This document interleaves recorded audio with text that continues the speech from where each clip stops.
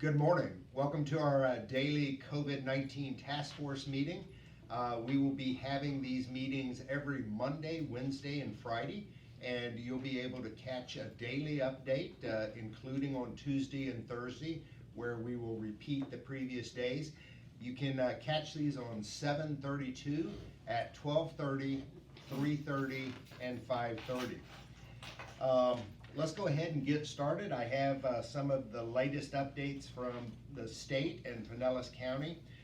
So far, there are 1,007 cases in the state of Florida with 13 deaths. Here in Pinellas County, we're in a little bit better shape. We have 38 cases, 23 of the cases are male, 15 are female. There are no deaths in Pinellas County. And 28 of the 38 people who have contracted the virus are travel related. So that means there are 2 unknown and 8 residents that developed the virus through social connections. So the numbers here are pretty good. We are the 4th highest county in the state. Hillsborough, our connecting county, has 58 confirmed cases, and they are the 2nd highest, right behind Miami-Dade, which is the most number of confirmed cases in the state. One of the things that was interesting in looking at the numbers, and it talks about why we have put such an effort into trying to limit families and visitors, friends who are trying to seek access to the community, is the number of cases here in Pinellas County. If you look at the demographic details behind it, just a very small percentage are actually seniors over the age of 80. It's less than 0.4%. The vast majority of the cases are occurring between those individuals 50 to 69 years of age, and essentially those are the adult children. And so it's so important because that tends to be the age group, at least here in Pinellas County, that is carrying the virus. And so when we talk about the practice of social visiting and not having your friends and family visit, that's what we're trying to do. I had a great human interest story to share this morning. We are not allowing family into the community, but over the weekend it was reported to me by a number of residents that we had families that were gathering outside on the front lobby and reconnecting with residents, having their loved one come outside. And the first thing they started with was a big hug and, oh my gosh, we've missed you, and here we've brought you groceries. And so that's a really bad practice, and I know this is a difficult time, but all of us are going to have to work together and really practice good social distancing if we're going to get through this together. Okay, first thing I'd like to start with this morning is Leslie. Could you give us an update on our local numbers, please? So here at Regency Oaks, we have no residents or staff that are under quarantine for any confirmed COVID-19 cases, and we also have no one pending for any COVID-19 tests. That's residents or staff members. Okay, thank you very much, Leslie. We'll go now to Sandra with our HR update. Hello. We're currently monitoring our staff daily with temperature checks, and then anyone that's traveled internationally, we have put them on a 14-day quarantine out of work. Currently, we do have 2 staff members that are on that quarantine. Additionally, we just heard today that paramedics along with ACA are going to be coming to campus to randomly screen some of our staff members, which we are prepared for. Additionally, if the county or the state does have tighter restrictions released, all of our associates have received a letter to be able to travel from their homes to their place of work without any issues. Let's go to dining services. Ricky, I know you guys have been busy. What's happening in your department? Thank you, Brent. Effective tomorrow, we are going to be changing our delivery times. That's March 24th Tuesday, we'll change our delivery times for breakfast from 9 o'clock to 11 o'clock.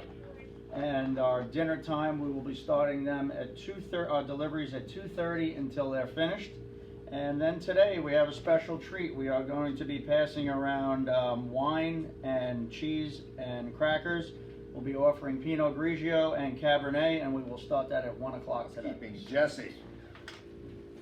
Hello everyone. So in housekeeping, we're still restricting your housekeeping service. As you know, we'll be actively changing linens and providing you with new towels between the hours of 9 in the morning to 12 p.m. In addition to that, we are focusing on areas to deep clean around the community. And also, should you decide that you don't want any service, I encourage you to give me a call at extension 508 so that I can note it and we don't visit your apartment. Thank you. Okay, thank you so much. Resident activities and transportation. Let's go to Thank you, Tiffany. Brent. In activities, we are focusing on our midday movies as well as updating the VCTV on channel 732 as often as possible. We are asking our residents, if you get a little stir crazy in your apartment, please, if you would like to take a walk around the campus, get some fresh air. We have puzzles and books in every library. Please take advantage of those, as well as any suggestions that you have for films that you would like to see at the midday movie. Please let myself or Ginger know. Thank you. Also, for transportation, we are still providing medical transportation to medical appointments. Anything beyond that, we are still providing Lyft services, but we are taking the priority for our medical appointments right now. If you have any specific questions, please feel free to call Tuck at the front desk or myself. Thank you. Tiffany, one of the drivers had asked me a question this morning suggesting that they had some downtime. And if we had residents who needed basic supplies, groceries from Publix, they felt like they could do a run and maybe, you know, shop for 30 residents at one time. And is that something that's feasible, you think? I definitely think that would be feasible. What I would suggest is you give myself or Tuck a call so that we can arrange that. We can still provide transportation as long as we're in small group settings, meaning if one resident wanted to go to Publix or to the Walmart pharmacy, we can still provide that to you. We're just trying to do that by case, but that sounds like a fantastic idea, Brant. We'll definitely consider that. All right, great.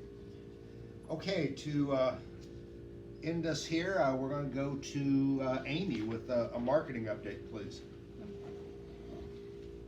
Good afternoon. At this time, all of our appointments and marketing tours are temporarily canceled.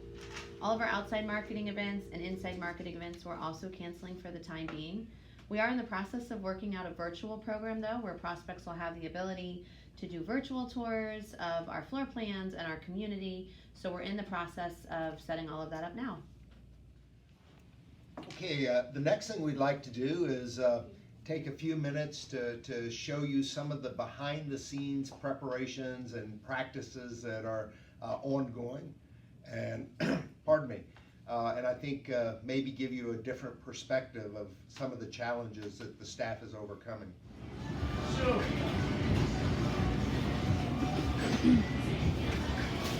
All right, so we're back here in the North Kitchen looking at the production line. I'm here with Ricky Bacher, our Director of Food and Beverage. Boy, this is a lot of to-goes. Yep, we're doing 400 breakfast and lunch, and then in the afternoon we transition and deliver another 400. That's north and south combined of to-go meals. And so that's actually like 400 deliveries, but that's nearly 1,200 meals. You're correct, Brand. 1,200 meals a day, running like clockwork. Amazing. It's Phil and Brandon over there packing them up, getting the last ones out. All right, let's go on. Thanks.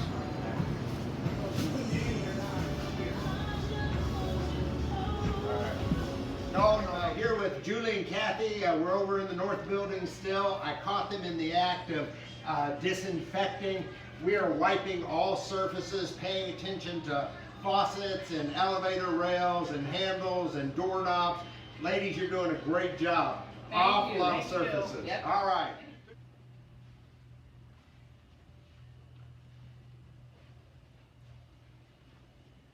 So you thought maybe you would come to the private dining room and be able to meet in a small group setting?